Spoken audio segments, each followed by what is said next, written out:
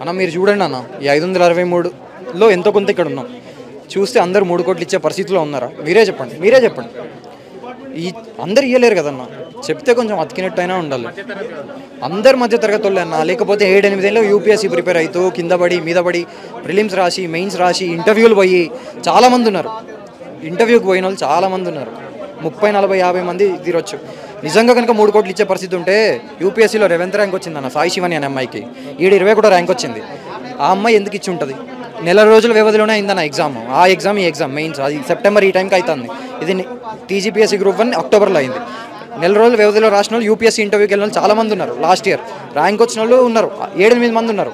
ఒకవేళ నిజంగా అవకతవకలు అయి ఉంటే వాళ్ళకి అక్కడ ఇక్కడ 2 చోట్ల ర్యాంక్ ఎందుకు వస్తుంది? మీరే చెప్పండి. 2 చోట్ల ర్యాంక్ రాకూడదు కదా. అవకతవకలు అయి ఉంటే అక్కడ వచ్చిందంటే ఇక్కడ రాకూడదు. అంటే 2 చోట్ల వచ్చిందంటే ఎంతో కొంత ట్రాన్స్పరెంట్గా అయిందనే కదా నా పాయింట్. అదే మాత్రమే చెప్పగలుగుతాం అన్న. ఇంకా అవతలలో విజ్ఞతగా వదిలేయాలి. ఇంకా అంతకుమించి మనం చెప్పగలిగేది కూడా ఏం లేదన్న. అంటే చాలామంది ఏం మాట్లాడుతుంటారు అంటే అదే మూడు కోట్లు ఉంటాయి. ఈ మధ్యతరగతి కుటుంబాలు దాదాపు ఈ పెళ్లి పెటాకులు ఏమి లేకుండా కుటుంబాలకు దూరంగా ఉంటే ఒక పూట తిండి తినక 10 సంవత్సరాలకు పైగా పుస్తకాలతో కుస్తీ పెట్టి ఉద్యోగం కోసం అంటే చూడం కదా అని అంటున్నాం. మరి ఏం చెప్తారు? నిజమే కదన్న. నిజంగా 3 కోట్లు ఉంటే ఒక 2022లో ప్రిలిమ్స్ అయింది, క్యాన్సిల్ అయింది. 2023లో ప్రిలిమ్స్ అయింది, క్యాన్సిల్ అయింది. అంటే ఈ ఎగ్జామ్ ప్రాసెసే 3.5 ఏళ్ళు అయింది. ఇప్పటికీ 3.5 ఏళ్ళు అయింది నోటిఫికేషన్ వచ్చి. అంటే నోటిఫికేషన్ వచ్చే సంవత్సరం ముందు నుంచి చదవాలి. 4.5 ఏళ్ళు రూమ్లో కూర్చొని చదవాలంటే ఎంత స్థితప్రజ్ఞత ఉండాలో మీరు అర్థం చేసుకోండి. 5 ఏళ్ళు అయిపోతుందన్న. 3 కోట్లు ఉంటే 5 ఏళ్ళు రూమ్లో కూర్చొని ఎందుకు చదువుతామన్నా?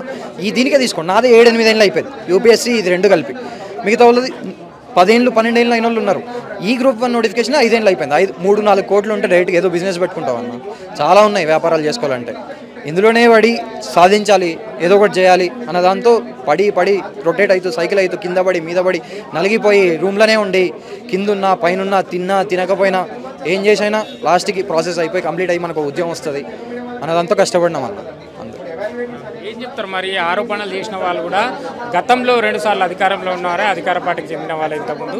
మరి ఏం చేస్తారు? తెలంగాణ కొట్లాడి తెచ్చుకున్న తెలంగాణ, నిధులు నియామకాలతో ఏర్పడ్డ తెలంగాణ విద్యార్థుల జీవితాలు బాగైతాయి, ఉద్యోగాలు వస్తాయి, జీవితాలు బాగైతాయి అనుకుంటే మరి ఇదే విద్యార్థుల జీవితాలతో ఈ విధంగా చెలగాటం ఆడడం, ఈ విధంగా ఆరోపణలు చేయడం. నేను ఆ ఆరోపణల మీద నేనేం చెప్పానన్నా. వాళ్ళు విజ్ఞతగా వదిలేస్తున్నాం. విద్యార్థుల జీవితాలతో మాత్రం రాజకీయాలు చేయకుండా అనే ఒకే చిన్న విన్నపం అన్నా. ఉంటాయి సమస్యలు ఉంటాయి. ఎగ్జామ్ అయినప్పుడు 563 పోస్టులే ఉన్నాయన్న. 22,000 మందికి రావన్నా. రేపు మళ్ళీ జరిగినా ఉండొచ్చు, ఉండకపోవచ్చు. మళ్ళీ మేము పోయి కేసేసి మళ్ళీ మీరు మా తరపు నిలబడి మళ్ళీ ఆపుతారా? ఎన్నిసార్లు ఆపుతారు? అట్లా ఆపడం కూడా కరెక్ట్ కాదన్న. 563కే వస్తాయి, 22,000 మందికి అందరికీ ఇవ్వలేము. అది సాధ్యం కూడా కాదు. ఎంతో కొంత అసంతృప్తి ఉంటుంది. అసంతృప్తిని మనం ఎట్లా క్యాష్ చేసుకోవాలని ఎవరు చేయొద్దని. ఎందుకంటే మా జీవితాలతో చెలగాటం ఆడద్దు. జీవితాలు వెళ్ళిపోతున్నాయి అన్న. వయసు వెళ్ళిపోతుంది ముందుకి. మాత్రమే చెప్పగలుగుతాను. రాజకీయాలతో మా జీవితాలతో రాజకీయాలు చేయొద్దు అనే దాంతో చెప్పగలుగుతాం. ఏం చెప్తారు? మరోవైపు కూడా కొంతమంది హైకోర్టుకు వెళ్ళిండ్రు, రివాల్యుయేషన్ అంటున్నారు. తెలుగు మీడియం వాళ్ళు కానివ్వండి కొంతమంది, వాళ్ళకేం చెప్తారు? వాళ్ళ అసంతృప్తి వాళ్ళు కోర్టులో చూసుకుంటున్నారన్న. కోర్టులో జడ్జ్మెంట్ వచ్చింది. ఇప్పుడు నేను కోర్టు జడ్జ్మెంట్కి అగెన్స్ట్గా మాట్లాడలేను. టీజీపీఎస్సీ డివిజన్ బెంచ్కి వెళ్తా అంటుంది. డివిజన్ బెంచ్లో మాకు న్యాయం జరుగుతుందని అనుకుంటున్నాం అన్న. ఇందులో కూడా దాదాపుగా 10-11% ఉన్నారు తెలుగు మీడియం వాళ్ళు. యూపీఎస్సీలో హిందీ మీడియంలో రాస్తే మొత్తం 1000 పోస్టులు ఉంటే 4%, అంటే 40 మంది కూడా లేని పరిస్థితి యూపీఎస్సీలో. ఇక్కడైనా 10% ఉన్నారు. వేరే రాష్ట్రాల్లో కూడా వెర్నాక్యులర్ లాంగ్వేజెస్లో కొంచెం ఇంగ్లీష్ రాయడానికి అనుకూలంగా, మెటీరియల్ దొరకడానికి అనుకూలంగా అన్ని పరిస్థితులు ఉండడం వల్ల కొద్దిగా ఇంగ్లీష్ ముందుంది. అంతవరకే అన్న. అదే చెప్పగలుగుతాం మేము.